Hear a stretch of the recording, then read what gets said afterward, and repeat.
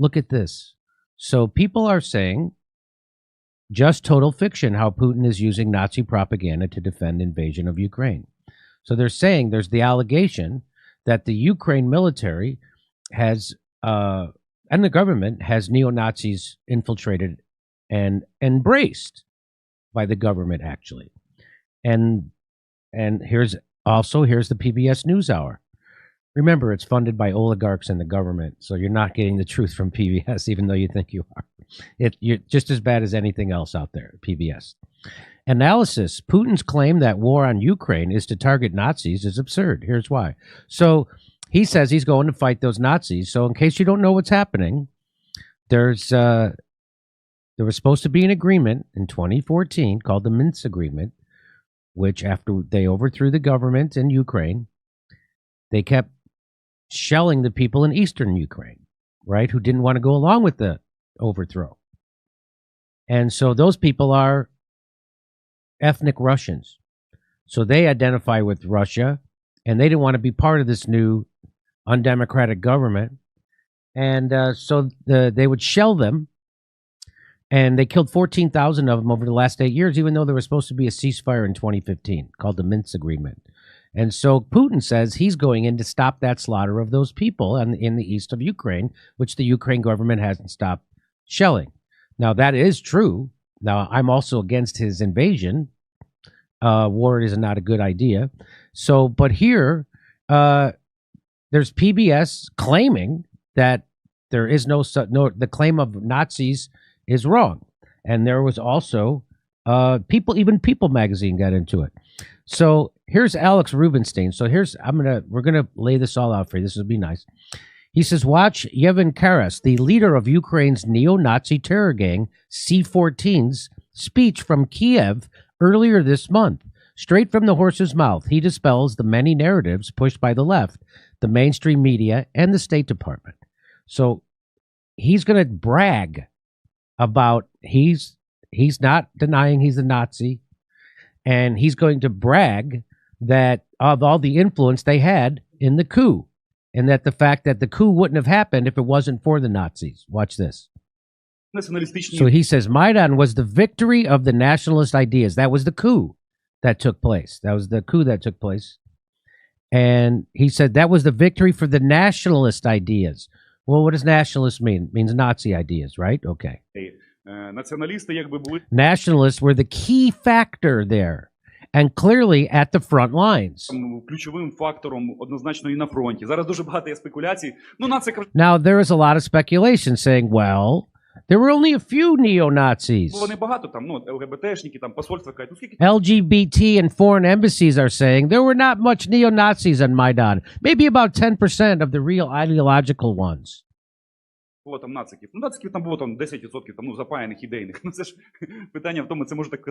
thing is that such a thing can say only a moron that never was at war.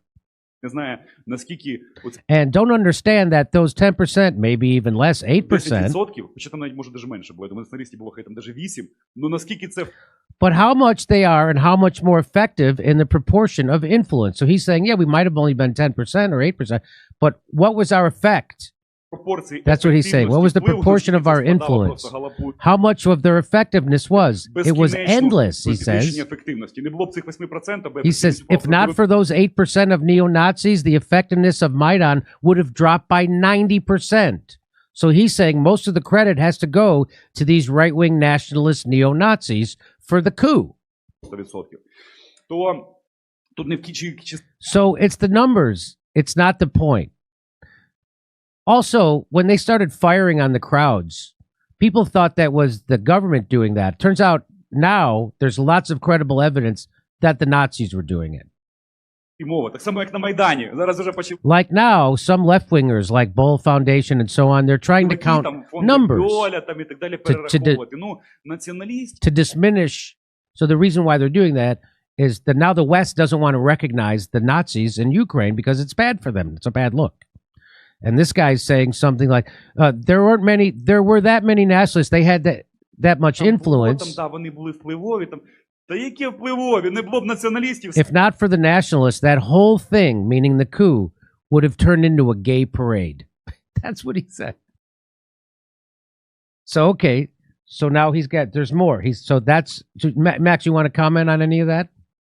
Well, let's keep it rolling. Okay, so here's more. Але стільки зброї не He says we were now been given so much weaponry, not because some say the West is helping us. So they've been given all this weaponry from the West, and some say it's because they want to help you. And he says no, that's not why. тому, що ми хороші, як нам кажуть, нам допомагає Захід, бо вони хочуть нам блага, тому що ми виконуємо He задачі says not because the West wants the best for us, but because we perform the tasks set by the Заходу. West.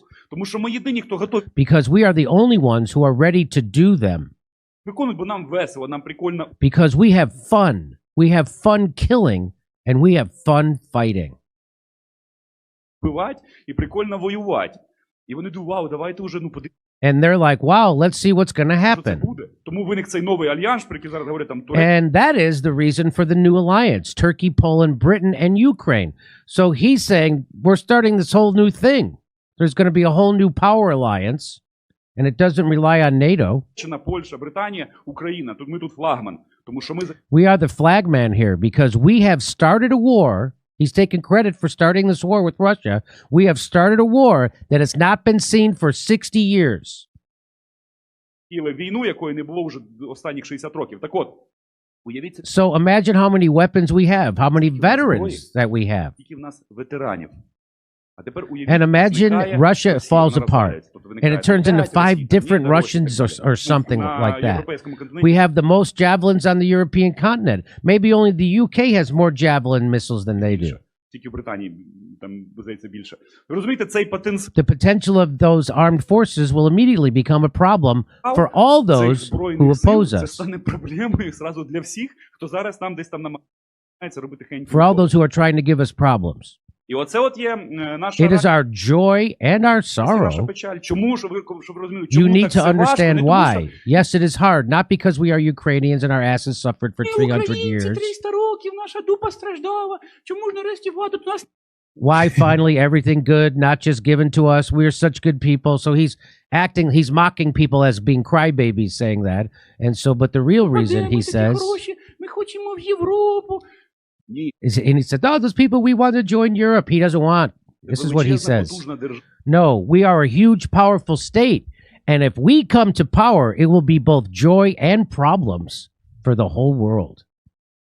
І якщо ми тут прийдемо до влади, це буде і радість, і проблеми для всього світу. Тому це величезна амбітна Therefore, it is a huge, ambitious task. We live in a задача. very Ми живемо cool дуже класний time. час. I don't know what this translation means. That's a weird translation. We live in a very cool time. Тому перед нами стоять надзвичайно And that is why there is an extremely ambitious, cool goal. See, I don't know what that means. амбітна, класна ціль. Не просто стати там частиною Not just become part of a European family that has already collapsed. європейської сім'ї, яка вже там розвалилася. А це є вже іде This is about new political alliances on the global level, new political про нові challenges. політичні альянси вже глобального рівня, нові політичні виклики. So let's just recap what he said.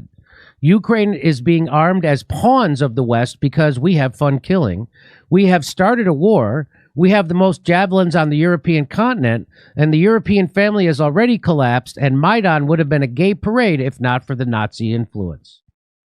And so that guy's the leader of the C14s.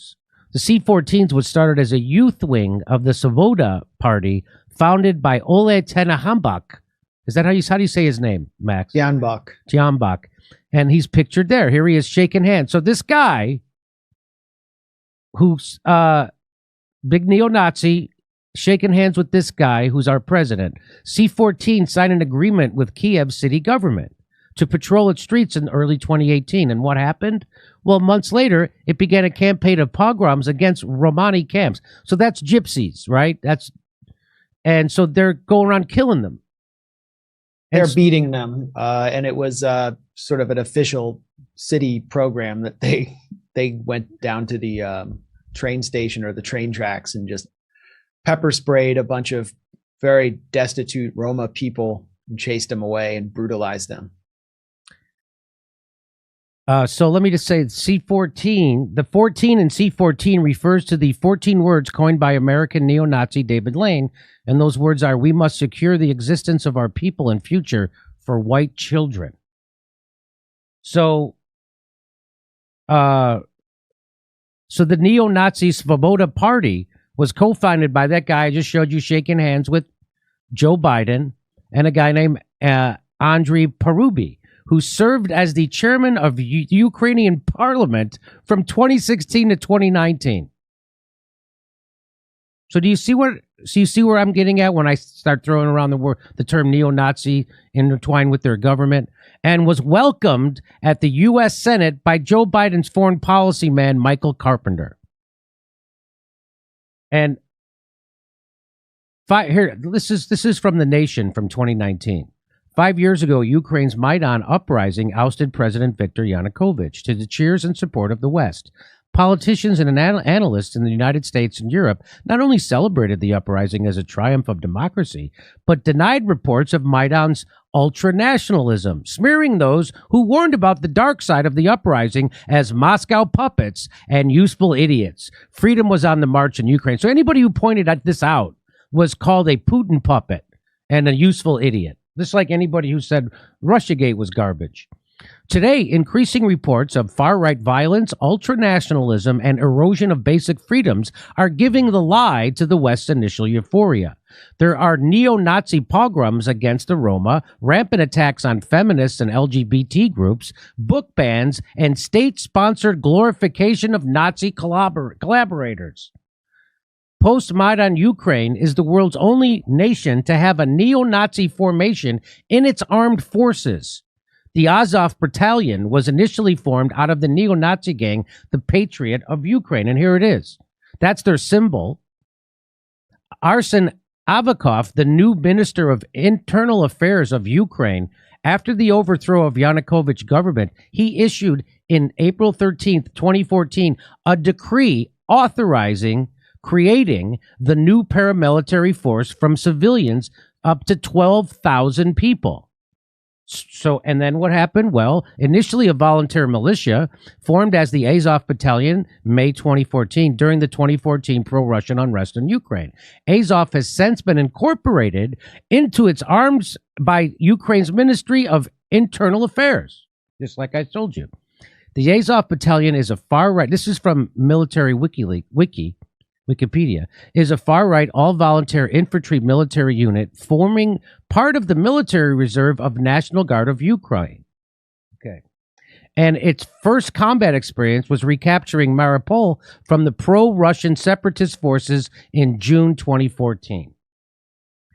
All members of the unit are under contract of the National Guard of Ukraine. The Azov Battalion has been labeled neo-Nazi patriots, a far-right Ukrainian militia. And so they're officially a part of their military. This isn't a secret. Andy Beletsky, the gang's leader, who became Azov's commander, once wrote that Ukraine's mission is to lead the white races out of the world in a final crusade against the Semite-led Untermenschen. Beletsky is now a deputy in Ukraine's parliament. So again, there's a lot to this accusation of neo-Nazis being in the Ukraine military and government. Beletsky is also the head of two neo-Nazi political groups, the Patriot of Ukraine and Social National Assembly. In August 2014, he was awarded a military decoration, Order for Courage, by Ukrainian President Petro Poroshenko, and promoted to lieutenant colonel of the Interior Ministry's police forces. Do you see what I'm talking about now? Okay. So let all the other asswipes deny this, but we're here to report it. On June 11, 2015, and you know how I super know these are real neo-Nazis? Because our own House of Representatives admitted it. In 2015, the U.S. House of Representatives passed amendments blocking any training of Azov by U.S. forces, citing its neo-Nazi background as the reason. And on June 26th, the Canadian Defense Minister declared as well that training by Canadian forces or support would not be provided to Azov. So this is our own governments admitting that they're Nazis, and they now deny it. Patrons of the battalion included Ola Lishavko and members of the Rada and billionaire, blah, blah, blah. There's one more. While the group officially denies any neo-Nazi connections,